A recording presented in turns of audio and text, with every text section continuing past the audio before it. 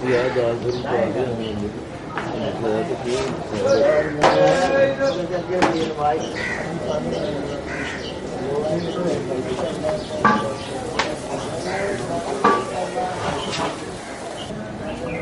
दियो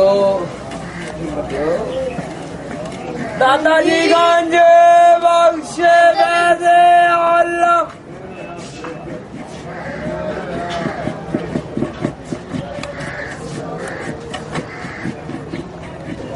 भांग है भांग, ये बोटी है सर। कौन सी बोटी है? ये पीने वाली भांग। पीने वाली भंग है। हाँ जी। नारा भी नोट करी। लौट छेड़ दे चार बुर्जने चार लालो लाल, पहला दाता गंज बख्श, दूसरा माधो लाल, तीसरा मीरा हुसैन, चौथे शाह जमाल। ध्यान दो सारे आतंकवादी बनाए जा रहे हो। बड़े फुले लगे फिरने की है मेले दी वीडियो की क्या कहा आपने? एली मौला मन कुंतु मौला फहाज एलियन मौला, कि जिसका खुदा फरमाता है कि जिसका मैं मौला उसका एलियन मौला। दूसरी तरफ ये फकर का है कि अल फकरो फकरी अल फकरो मीनी, फकर मुझसे है मैं फकर में से हूँ।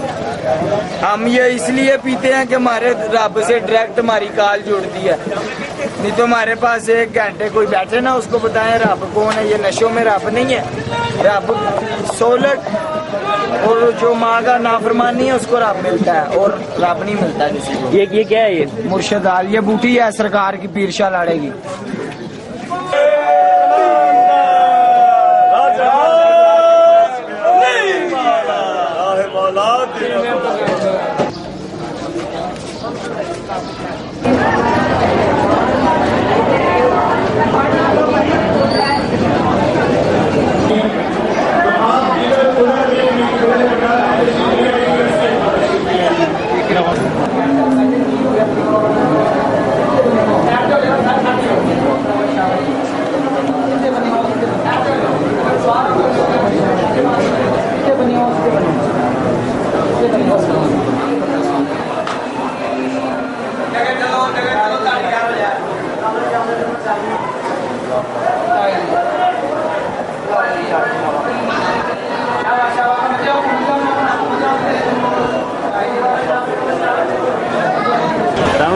वालेकुम अस्सलाम। कहाँ से आए जी आप?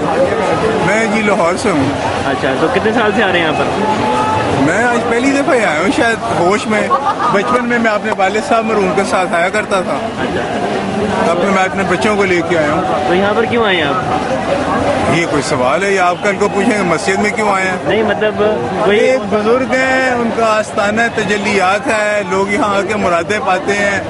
हम देखने आए हैं क्या रौनक लगी है उनकी, सही उनके क्या कमालात हैं, कैसे खल्क़े खुदा आती है। हम ये भी देखने आए हैं कि मुसलमान कितने मजबूर और महकूम हो गए बेचारे अब, कि आगे दुआएं मांगने के अलावा कोई चारा नहीं है। वो हमारे आबा अजदाद का जो था तरीका शमशीर व सना वाला, वो तो खूह खाते गया। उनसे आगे कब्र ते मंग छड़ दें, बस मिले तो ठीक है, ना मिले तब भी ठीक है।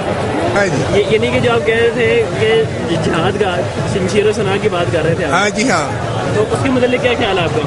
मैं कह रहा हूँ कि वो तो हम भूल गए हैं ना, तो ये खुराफात में फंस गए हैं। अल्लामा इकबाल ने कहा था कि ये उम्मत रवायात में खो गई और हकीकत खुराफात में खो गई। तो इस्लाम की रूह से ये खुराफात है ना।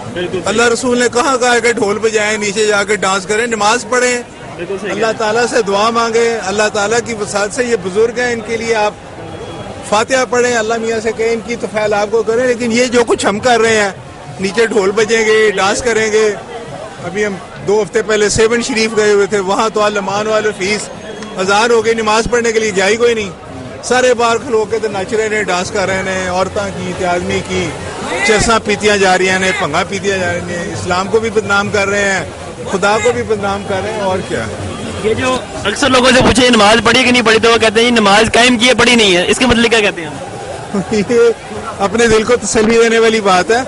नमाज तो वो लोग कहते हैं कि अरबी में नमाज का मतलब तो होता है बांस को सीधा करना। तो वो कहो जी मैं बांस सीधे कर रहे हैं, बस गल खत्म हो गई। अरबी तो बहुत ज्यादा वसी जुबान है, लेकिन अगर हमने इत्तबाए खुदा और इत्तबाए रसूल करना है तो उन्होंने तो बड़ा सही तरीका करके बताया।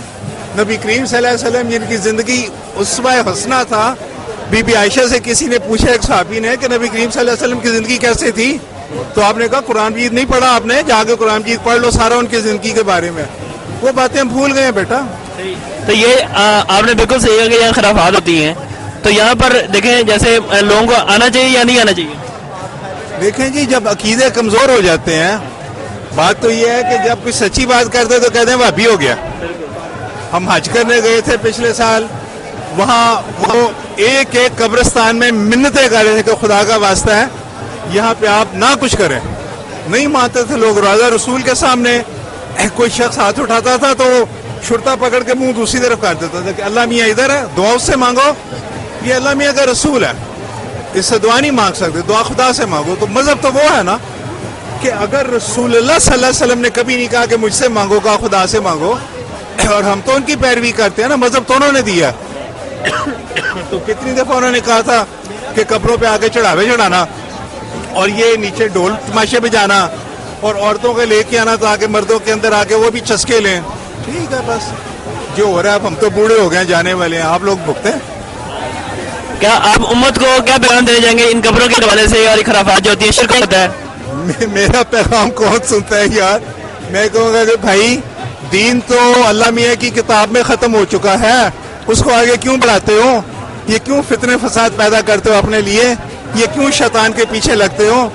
کہاں خدا نے کہا کہ جلوس نکالو, عید میلاد النبی پہ بھی جلوس نکالتے ہیں, تلواریں چلاتے ہیں, ڈھول بجاتے ہیں؟ کہاں لکھا ہے؟ جو کچھ خدا کے رسول نے اپنی زندگی میں کیا اس کا ماننا ہم سب کے لیے فرض ہے. ہم اللہ میاں کے بعد اس کے رسول کو مانتے ہیں کیونکہ اللہ میاں کی پہچان بھی ہمیں رسول لے کر آئی ہے. تو وہ نبی کریم صلی اللہ علیہ وسلم بھی تو کہہ سکتے تھے یہ میں سب کچھ کہہ رہا ہوں, وہ کیوں کہتے تھے کہ یہ اللہ میاں نے کہا یہ میں کہہ رہا ہوں؟ اور وہ کہتے تھے جو خدا نے کہا وہ حکم ہے, جو میں کہہ رہا ہوں مشورہ ہے.